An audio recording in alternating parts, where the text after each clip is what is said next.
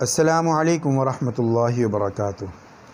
کہتے ہیں کہ دنیا میں اگر کوئی اچھا کام کیا ہے تو وہ ضرور پریشانی میں کام آ جاتا ہے، اور خاص کر وہ کام جو اللہ کی رضا کے لیے کیا ہو وہ تو ضرور ہمارے اور مصیبت کے بیچ میں دیوار بن کر کھڑا ہو جاتا ہے۔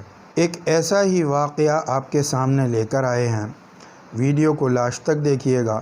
اس سے پہلے اگر آپ ہمارے چینل پر نئے ہیں تو چینل کو سبسکرائب کریں، ویڈیو کو لائک کریں، شیئر کریں تاکہ دوسرے لوگ بھی اس سے فائدہ اٹھا سکیں۔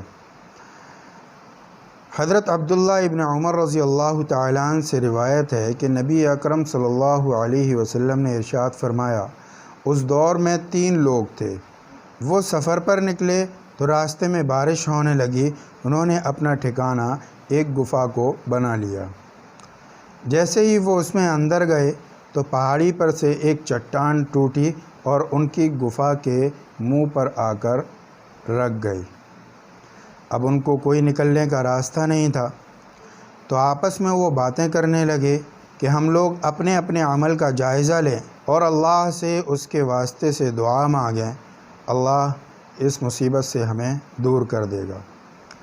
چنانچہ ان میں سے ایک نے عرض کیا، یا اللہ، میرے بوڑھے والدین تھے اور میرے بیوی بچے بھی تھے جن کا نان و نفقہ میرے ذمہ تھا۔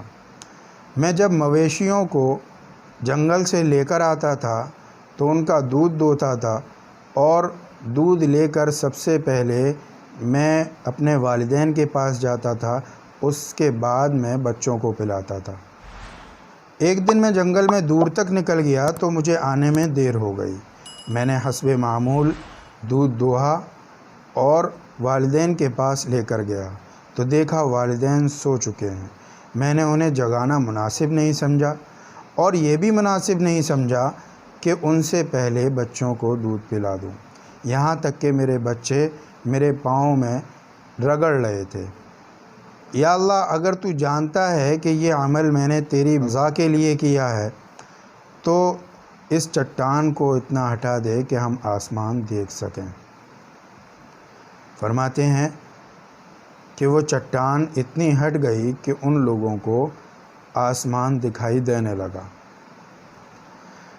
پھر دوسرے نے عرض کیا، یا اللہ، میری ایک چچا زاد بہن تھی، بہت حسین و جمیل تھی، میرا اس پر دل آ گیا اور میں نے اس کے ساتھ میں بدکاری کرنے کی سوچی، لیکن وہ اس چیز پر راضی نہیں ہوئی، یہاں تک کہ میں اس کو 100 دینار دے دوں۔ میں نے محنت کر کر 100 دینار اکٹھے کیے اور اس کو 100 دینار دیے۔ جب میں اس سے بدکاری کرنے کے لیے اس کی ٹانگوں کے بیچ میں آیا تو وہ کہتی ہے کہ اللہ کے بندے، اللہ سے ڈر اور اس مہر کو مت توڑ۔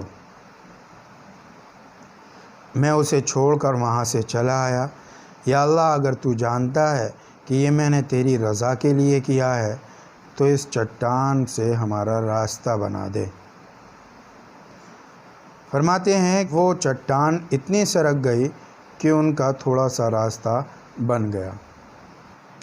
پھر تیسرے نے عرض کیا، یا اللہ، میں ایک فرق چاولوں پر ایک مزدور کو اجرت پر لے کر آیا تھا، اس سے کام کرایا۔ جب وہ کام مکمل کر کر فارغ ہو گیا تو میں نے اس کو اس کی اجرت دی، تو اس نے اس کو کم سمجھا اور وہ اسے چھوڑ کر چلا گیا۔ پھر میں نے ان چاولوں سے کھیتی کی، زراعت کی اور ان سے اتنا مال اکٹھا کیا کہ گائے اور چرواہوں کو میں نے اکٹھا کر لیا۔ پھر ایک دن وہ میرے پاس آیا اور کہنے لگا، اللہ کے بندے، میرا حق مجھے واپس دے۔ تو میں نے اسے وہ گائے اور چرواہے دے دیے، تو وہ کہنے لگا، اللہ کے بندے، مجھ سے مذاق نہ کر۔ میں نے کہا کہ میں تجھ سے مذاق نہیں کر رہا ہوں، یہ گائے اور چرواہے لے جا۔ وہ انہیں لے کر چلا گیا۔ یا اللہ، اگر تو جانتا ہے کہ یہ میں نے تیری مرضی کے لیے کیا ہے، تیری رضا کے لیے کیا ہے، تو اس چٹان کو ہٹا دے اور ہمارے لیے راستہ بنا دے۔ وہ چٹان ہٹ گئی اور ان کے لیے راستہ بن گیا اور وہ مصیبت سے دور ہو گئے۔ محترم ناظرین، اس واقعے سے ہمیں یہ سبق ملتا ہے کہ ہمیں جو بھی کام کرنا چاہیے وہ صرف اور صرف اللہ کی رضا کے لیے کرنا چاہیے، چاہے وہ والدین کی خدمت ہو، والدین کی فرما برداری ہو، چاہے وہ کسی گناہ سے توبہ کرنا ہو، چاہے کسی کا حق واپس کرنا ہو، وہ سب ہمیں اللہ کی رضا کے لیے کرنا چاہیے، دکھلاوے کے لیے اور ریاکاری کے لیے نہیں کرنا چاہیے، کیونکہ ریاکاری اللہ کو بالکل بھی پسند نہیں ہے۔ اللہ ہمیں اس پر عمل کرنے کی توفیق عطا فرمائے، اس کو زیادہ سے زیادہ شیئر کریں تاکہ لوگ اس واقعے سے عبرت حاصل کریں۔ السلام علیکم ورحمۃ اللہ وبرکاتہ۔